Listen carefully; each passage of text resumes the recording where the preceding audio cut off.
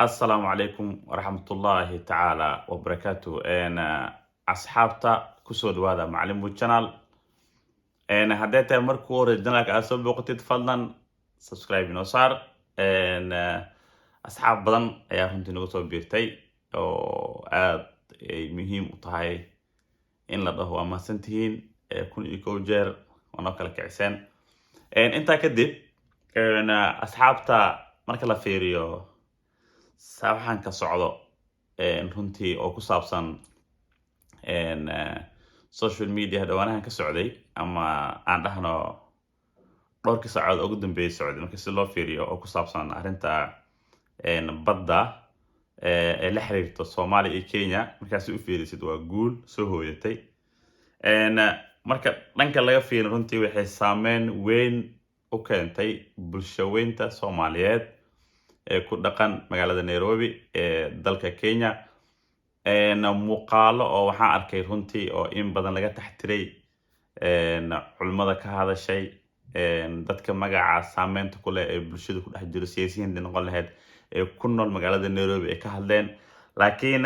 dadka waxaa moodaa inta badan in oo runtii ay qaaday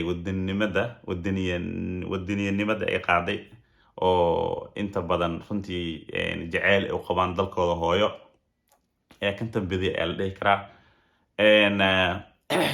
arrinta badda ayaa waxaa moodaa in saameyn ay ku yeelatay dadka ganacsatada gaar ahaan ee ku dhaqan magaalada Nairobi ee Raisley ayaa waxaa soo gaartay dhaawac oo runtii aad u weyn sidaan la soconay dhowrkii saacadood ugu dambeysay baraha bulshada ayaan ka daawanay dad badan oo xaq joogan ay noo soo sheegeen in runtii ganacsatada Raisley saameynta soo gaartay inta badan ugu weyn ee tahay kalsooni darre koodar waxaa moodaa inay kalsooni ay ku qabeen in ay si xor ah ay u ganacsadaan dhaqdhaqaaqooda business ku saabsan ay samaystaan laakiin markay soo baxday arrintii badda waxaa moodaa in runtii dabaaldegi ay muujiyeen ma saameeyay ma ciil kale oo runtii oo siyaasad ahaan oo ka dhexeeyo labada dawladood oo siyaasad ahaan ma saameyn ay ku yeelatay ma la ogaan karo laakiin inta badan waxaa la soo sheegayaa in runtii meesha ayada runtii ay ka imaatay dhaawac aad u weyn uu soo gaaray ganacsatada haddii ahaan lahayd dadka runtii danyarta ah oo runtii wadooyinka isliig ku ganacsado businesskooda gagaabeeyay wato hadday noqon lahayd ganacsatada waaweyn hadday noqon lahayd dadka si xorta ah ee runtii oo ugu socon jiray magaalada Nairobi gudaheeda saacadii rabaan walow koodor markaasi u fiiris runtii ay dhaqdhaqaaq ahaan ay xadidneed saameyn badan ay jirtay oo runtii qofka bini'aadanka uusan haysanin markasta loo fiiriyo marka uu joogo magaalada Nairobi saacadii raba qofka uu socon karin asoo sharci la'aan ah koodii horeba ay dhaqdhaqaaq ahaan ay xadidnaan jirtay haddana waxaa moodaa arrintii hadda soo baxday ee la xiriirtay arrintan oo badda xaggeeda in saameyn ay ku yeelatay saameyntaas runtii inta badan loo micneeyay arrin ku saabsan arrinta badda la xiriirto ayaa lagu micneeyay laakiin markaasi u fiirisid cumadan way ka hadashay taxatir fara badan waa loo baahan markaasi u fiirisid macnaha waxa loo baahan yahay ayaa waxay tahay in runtii la taxatiro lis ilaaliyo nin walbaba runtii uu ka fikiro businesskiisa u gaarka ah ayadoo ay muhiim tahay in runtii si guud ahaan arrintan oo ku saabsan laba dawlad u dhaxayso anigoo og in runtii saameyn ay ku yeelan doonto dad ku nool Kenya gaar ahaan reer Nairobi Raisley dhaqdhaqaaqi hore uusan jiri doonin arrintan wax badan ay soo laabatay laakiin hadda waxaa moodaa inay soo afjarantay ay marayso meeshii ugu dambeysay ay tahay runtii dawladda Soomaaliya iyo dawladda Kenya ay si cad oo official ah ay u kala baxeen arrinta badda walow ay ahayd dhul ka maqan Soomaali haddana saameynta ay ku yeelan karto dadka Raisley ayaa waxaa moodaa in culimada ay ka degeen in aan la dabaaldegin culimo badan ka hadashay dad badan siyaasiyiin ka hadlay oo reer Nairobi ah dad badan wax garad ah oo reer Nairobi arrintan ka hadlay tii ayadeedna waxaa moodaa oo laga taxtiraayo ama laga fikiraayo inay dhacday caaw ay dhacday runtii markaasi u fiirisid ama andhaw xalayto ay dhacday marka dadka Raisley waxaa la rabaa runtii inay tilaabo kasto ay qaadayaan ay ka taxtiraan ay ka fiirsadaan arrintan way sii socon doontaa saa arkaayo dhowrka maalmood soo socota ama si hadda la sheegay in dadka la saameeyo, in dadka la dhibaateeyo, in dadka runtii xitaa guryahooda looga galo, in dadka dhaqdhaqaaqooda la xadido, in dadka control runtii oo saaid ah lagu soo rogo way sii socon doontaa. waxaan hayaa laba clip ama laba video oo ku saabsan arrintaas, dad oo Nairobi Eastleigh gudaheeda dhex socda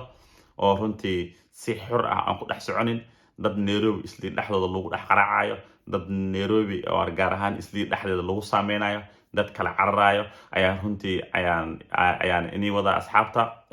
waxaan jeclaan lahaa mar koowaad intaanan sii gudagelin videogaas in runtii ay la daawataan saameynta ay ku yeelatay arrimahan hadda socdo Eastleigh. Soomaali way ha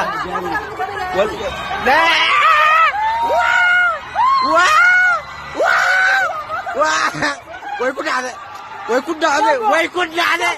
waxaan arkayni dad cararayo, qaylinayo oo la qaraacayo, kuwa qaar oo duubayaan oo qoslayaan. laakiin markaas si u fiiris runtii arrintan waxaa aad u habboon in runtii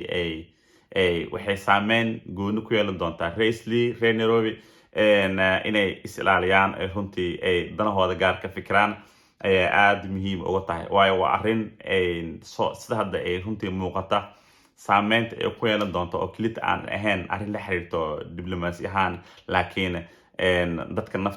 naftooda iyo maalkooda runtii loo arka inay saameyn doonto. marka la leeyahay naftooda iyo maalkooda macnaheedu waxaa waayo in dhaawac uu imaan karo. si hadda arkeynin dad la qaraacay aan arkeynin dadka la qaraaca ka dhaawaca soo gaari karo, naftooda ay halis geli karto. wax badan aragnay in runtii arrimaha noocan camal markay dhacdo labada dowladood markay wax isku qabsadaan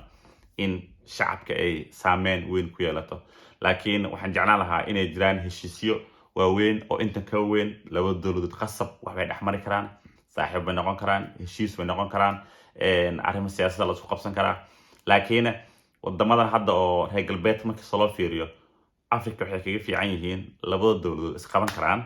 waxaa laga yaabaa dadka shacabka ee ku dhex nool labadaas dowladood, tusaale ahaan hadda Sweden, haddii dad oo Norway ama Denmark ama Finland ah, waa wadamada daris kale ah oo isku dhahay Scandinavian, haddii ay wax siyaasad isku qabsadaan wadamadaas ma saameynayso shakhsiyaadka wadanka degan. waxay la mid yihiin shakhsiyaadka ay runtii dowladooda wadankooda ku nool ay la mid yihiin, isku xaquuq yihiin, isku sharci ay qabanayo, wax saameyn ku yeelanaysa ma lahan. waxaa laga yaabaa oo kelito ah in la dhaho okay wixii ka dambeeyay xuduudadan waa xiran, which means dadka galay soo baxay bay saameynaysa, laakiin kii horaan u joogay wax dhib kuma yeelanayso. marka heshiis noocaas camal ah oo caalami ah hadday jiraan way fiicnaan lahayd, laakiin hadda hadday jiraan xitaa way adag tahay in runtii lagu dhaqmo saan arkayno. waayo arrintan hadda wax badan ay soo laabatay in dad oo waxba galabsanin masaakiin ah shaqaysanayo howlamo macnaha arrimahooda gaarka ah wato in ay arrimo siyaasad ay saameyso. runtii hadday noqon lahayd nolol maalmeedkooda way adag tahay qofka inuu guri joogo. waayo qofka waxaa laga rabaa in nolol maalmeedkiisa uu soo dhacsado, in runtii ilmaha iskuul aado, lacag ayuu rabaa inuu bixiyo, dugsiga uu ka bixiyo, iskuulka uu ka bixiyo, waxbarashada uu ka bixiyo, nolol maalmeedkii qadi qurac casha la iska rabaa. way adkaanaysaa inuu qof guri uu ku jiro uu dhaho okay maanta amni daraa jirta gurigan jooga. guri haddaa joogto guri kale lagaa rabaa, korontaa lagaa rabaa, cuntaa lagaa rabaa, ilmihii iskuul ay aadan, iskuulka waa lacag, waxbarashada waa lacag, far kastoo la qaado waa lacag. which means waxaa baahi masti ah in runtii qofka uu dhaqaaqo subaxii yaa fatax yaa arsaaq uu dhaho. tii ayada ahayd ayaa marka waxay caqabad ku noqonaysaa arrimahan soo laabtay inta badan. waxaan kaloo hayaa video kaleeto oo runtii aad uga xumaaday naftiisa ay muhiim tahay in aad daawataan.